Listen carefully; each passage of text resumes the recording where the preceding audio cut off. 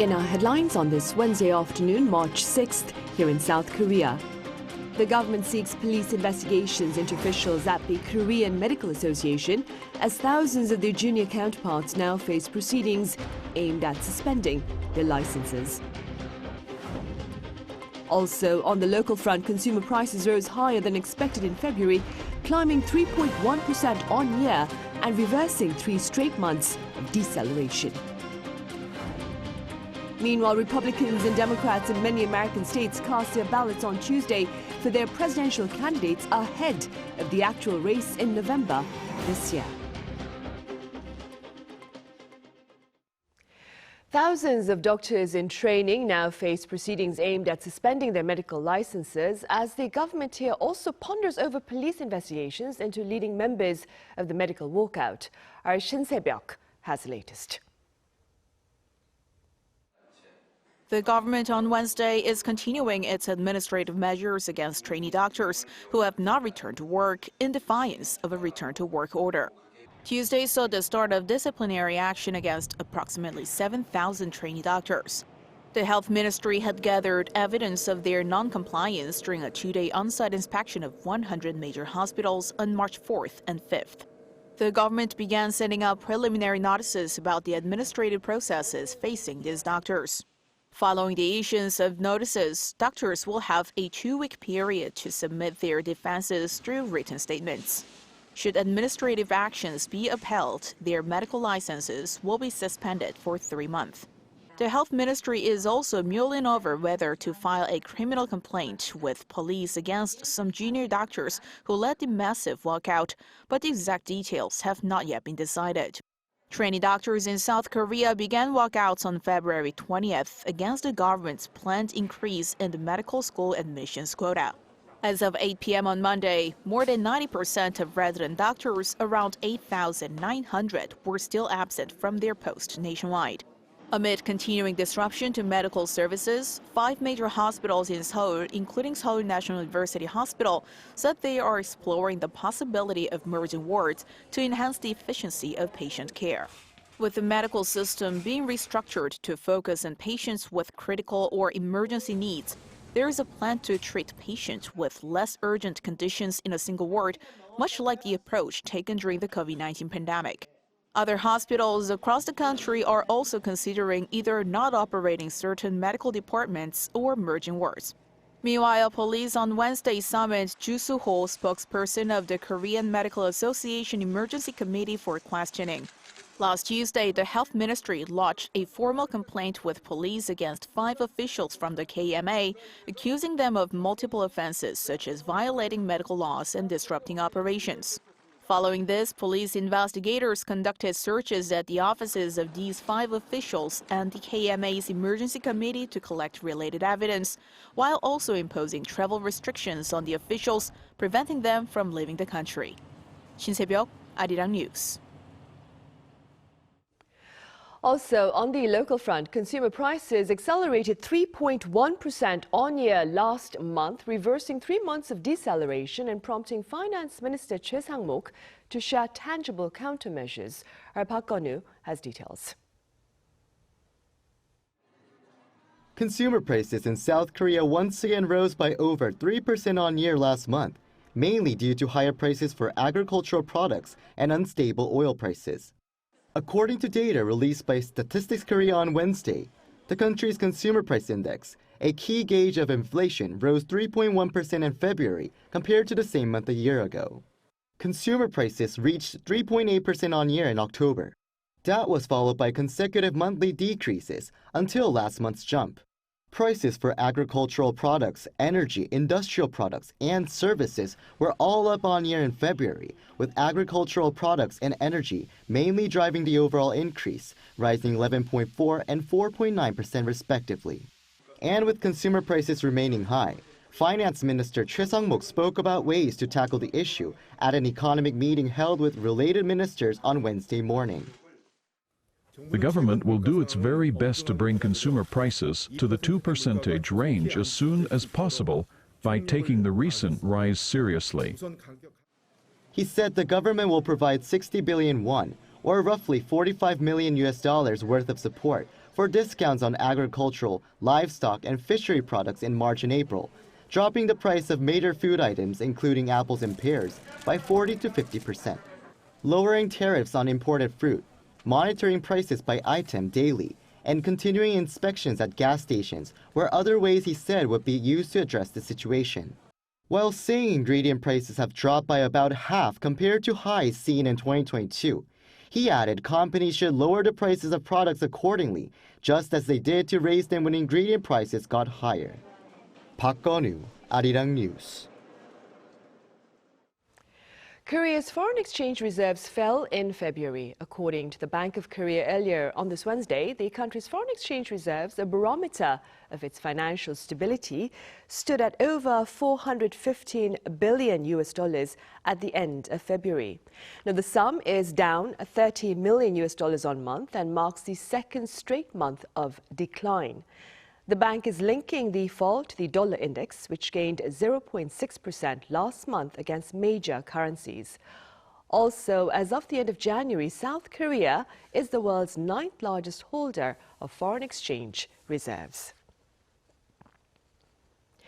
Over in the U.S., Bitcoin set a fresh record in early trading on Tuesday before retreating later in the day amid profit-taking. Our Lee Seung-jae has the numbers. The price of Bitcoin continues to soar, this time reaching an all-time high on Tuesday.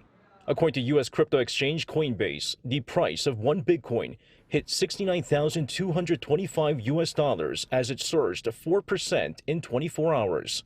That meant the largest cryptocurrency by market cap surpassed a previous record of $68,990 set in November 2021, before profit-taking led to prices falling below $60,000 at one point.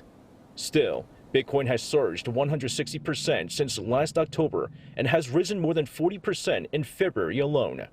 Bitcoin has also gone up nearly 400% since November 2022, when it plummeted to the $16,000 range due to the collapse of the Terra USD and Luna, as well as the bankruptcy filed by virtual currency exchange FTX. Bitcoin's all-time high was largely driven by the U.S. regulators' approval of the spot exchange-traded fund and large-scale capital inflow through it. In January, the U.S. Securities and Exchange Commission approved 11 spot ETFs applied by BlackRock, the world's largest asset management company. According to Bloomberg News, since the introduction of the Bitcoin ETF, the net inflow through BlackRock and Fidelity Investments amounted to $7.35 billion.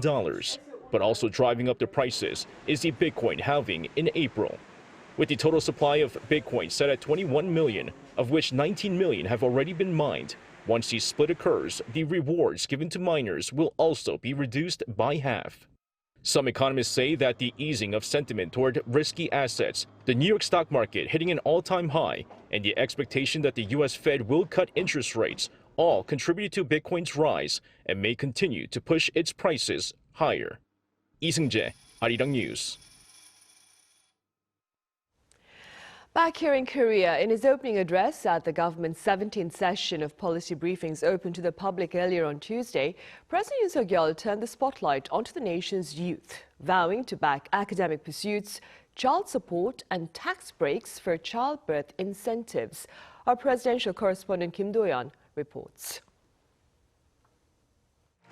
The South Korean government is expanding its national scholarship program so that 1.5 million college students will be eligible, up from the current 1 million. That's more than half of slightly more than 2 million enrolled college students. The announcement came as President Yoon Suk-yeol held a policy discussion in the city of Gwangmyeong in Gyeonggi-do province on empowering young people. 먼저 청년들이 희망을 가질 수 있어야 나라의 미래도 열어갈 수 있습니다. 청년들이 걱정 없이 공부하고 일하며 꿈을 키우고 미래를 준비할 수 있도록 하겠습니다. In addition, work-study programs will expand. By 2025, 200,000 students will be able to participate. And a new, quote, housing scholarship will provide students with up to 2,400,000 Korean won annually. That's about $1,800 US. The government will also open up the Youth Leap account to more people. The savings account is for 19 to 34-year-olds earning up to 60 million won or around $46,000, allowing savings of up to $38,000 after 5 years with an interest rate of 6%. The income limit will increase to include more people. 그야말로 재정 투자를 했을 때 투자 효과가 엄청나게 큰 겁니다. 그야말로 청년들에 대한 이런 약간의 투자는 그야말로 돈 되는 장사다 이 말입니다. President Yoon also emphasized direct involvement of young people in shaping government policy, saying they're able to see the world fairly and just. Meanwhile, it wasn't just about the opportunities, but it was also about the struggles, including single mothers struggling to receive child support from their former husbands. Especially if the introduction of the advance payment system is introduced, the state will pay child support up front and then ensures that it be collected from the non-custodial parent. I believe it's important to instill a sense of responsibility in non-custodial parents towards their children. This was President Yoon's pledge during the campaign, and an official from the Ministry of Family answered that relevant ministries are shaping practical measures to make this possible by the second half of next year. Also at the discussion, the government announced that it will not be taxing the childbirth incentives being given by private companies. This is an ongoing effort by the private sector to tackle the current low birth rate. Kim Do-yeon, Arirang News.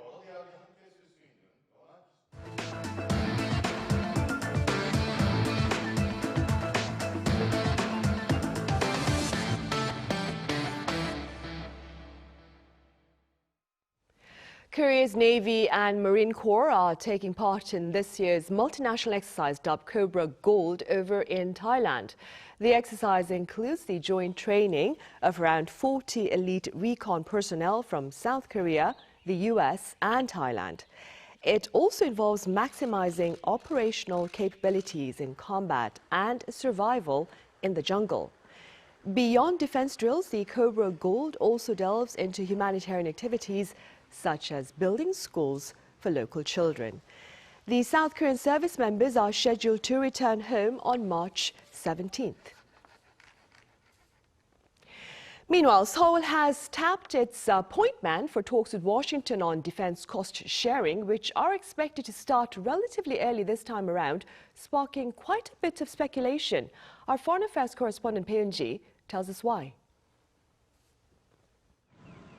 South Korea has appointed a veteran diplomat as the chief negotiator for a new round of talks on defense cost sharing with the U.S. Lee Tae-woo, who previously served as the consul general in Sydney, will lead the country's delegation consisting of relevant authorities from the ministries of Foreign Affairs, Defense and Finance. The team will hold talks with a U.S. delegation led by Linda Specht, a senior advisor and U.S. lead negotiator for security agreements at the State Department. I feel the heavy weight on my shoulders, but I will do my best to ensure that a rational level of defense cost sharing is achieved to provide a stable stationing environment for the deployment of U.S. forces Korea, an essential element of combined defense posture between South Korea and the U.S. Since 1991, South Korea has been shouldering the costs needed for U.S. troops to be stationed in Korea, including labor, logistics, and construction costs. The two countries have regularly held talks on how to share these costs, and the upcoming talks will be the 12th. The most recent deal was signed in 2021 and will be effective until the end of next year. With almost 2 years left before it expires, it's unusual for the two countries to begin negotiations again. This is widely seen as a move aimed at reaching an agreement before the possible re-election of former U.S. President Donald Trump, who during his presidency had accused South Korea of free riding, demanding it pay as much as $5 billion a year. But the foreign ministry has denied the speculation, saying early preparation has nothing to do with the election in November. There have been cases in the past where defense cost-sharing talks took a considerable amount of time. Considering these circumstances, a representative has been appointed to allow sufficient time before the next round of negotiations. More than 28,000 American troops are currently stationed in South Korea, as part of efforts to deter North Korea's nuclear threat and to strengthen combined readiness. Peunji, Arirang News.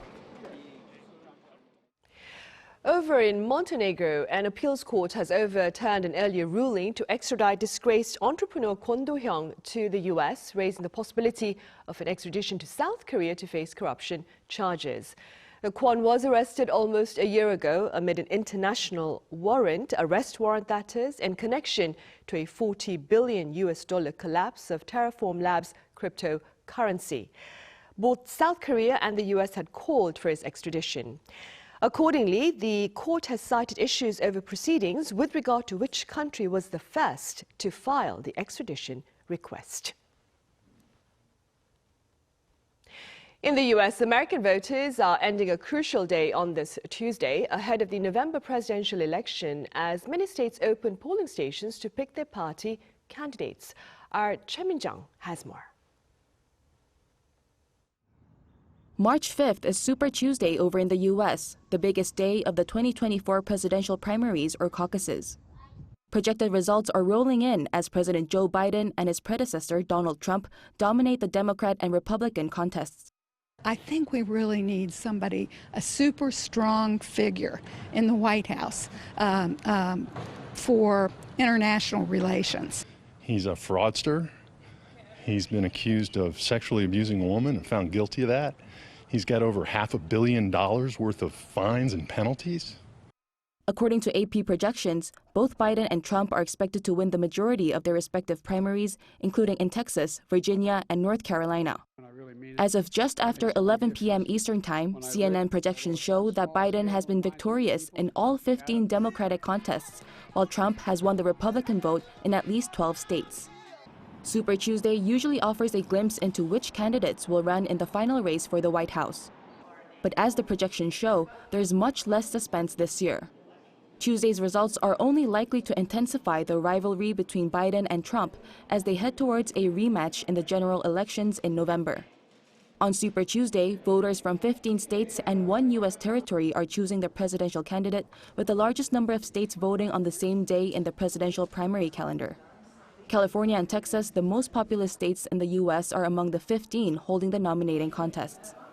Over a third of the total delegates, which are awarded to the most popular Republican and Democratic candidates, are up for grabs. Meanwhile, on the big day, Facebook, Instagram, and other meta platforms suffered an outage spanning multiple countries, including the U.S., the U.K., and Canada. Choi Min-jung, Arirang News.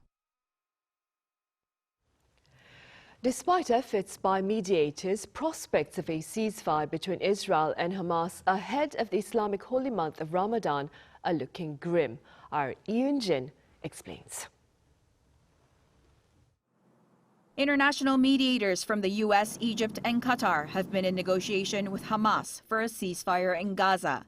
The mediators have been trying to come to an agreement where Hamas would release Israeli hostages in return for a 6-week ceasefire, the release of some Palestinian prisoners, and more aid to Gaza.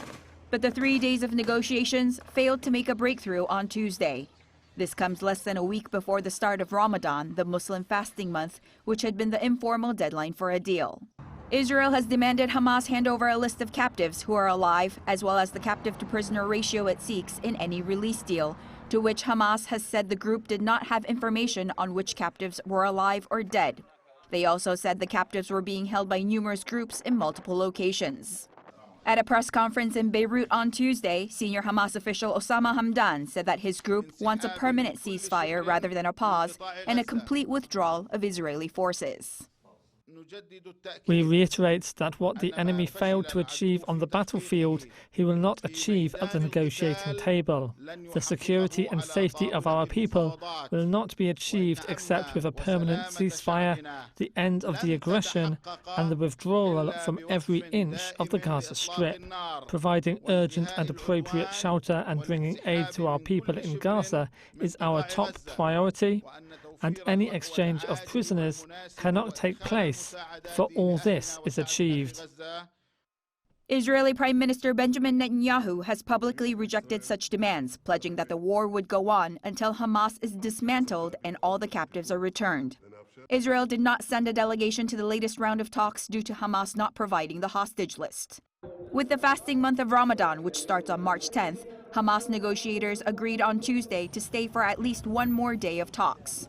Palestinian-Israeli violence has spiked during Ramadan in previous years, creating a strong incentive for leaders to reach a deal before next week. Yoon, Arirang News.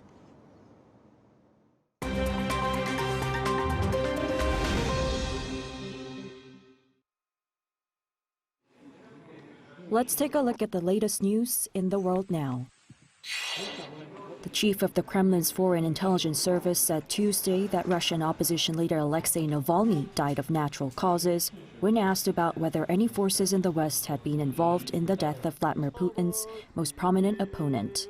Russian spy chief Sergei Naryshkin said sooner or later life ends and people die, adding that the vocal reactions in the West to Navalny's death were revolting. The head of Ukraine's defense intelligence said in February that Navalny died from a blood clot, denying speculation that he was killed while in prison. Navalny died last month at the age of 47 in an Arctic prison. His supporters alleged he had been murdered. The Kremlin has denied involvement in his death. Tesla's European gigafactory in Germany's capital Berlin has halted production after a fire broke out at a nearby power pylon. Police investigations are being carried out with the suspicions of a possible arson attack. Local media had published a letter claiming responsibility for the suspected arson attack from the website of a far-left militant group called the Volcano Group. Emergency services have extinguished the blaze and power to the surrounding communities has mostly been restored. The outage and shuttered production are expected to cost Tesla hundreds of millions of euros. Over 100 illegally trafficked poisonous frogs have been released back into the wild in Colombia. Bogota's Ministry of the Environment oversaw the relocation of the endangered toxic frogs from the Colombian capital back to their rainforest habitat. Last month, a Brazilian woman had been caught at an airport in Bogota trying to smuggle the frogs into Brazil. According to local police, the endangered species is sought after in international markets by collectors who pay up to $1,000 per frog. Choi Ji-hee, Arirang News.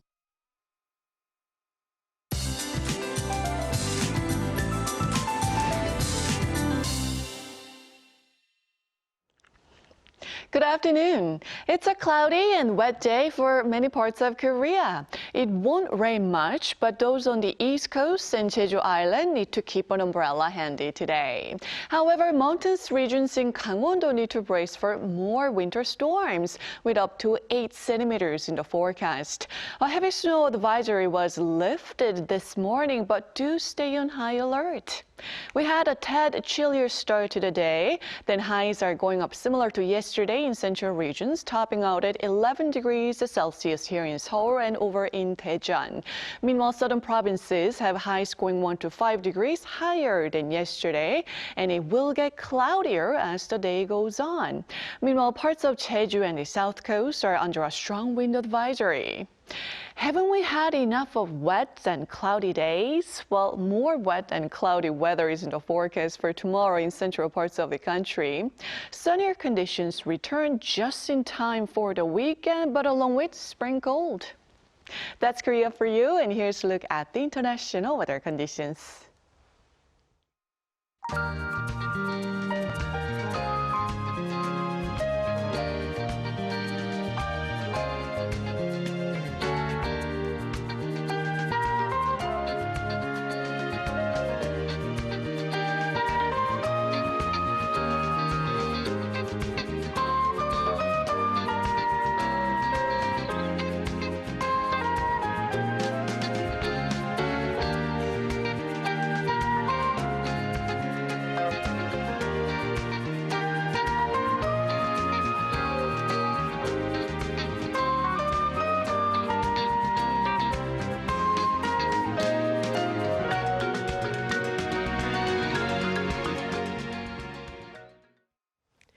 And those are the top stories at this hour here in Korea. Coming up right after this break is our daily panel session, so do stay with us.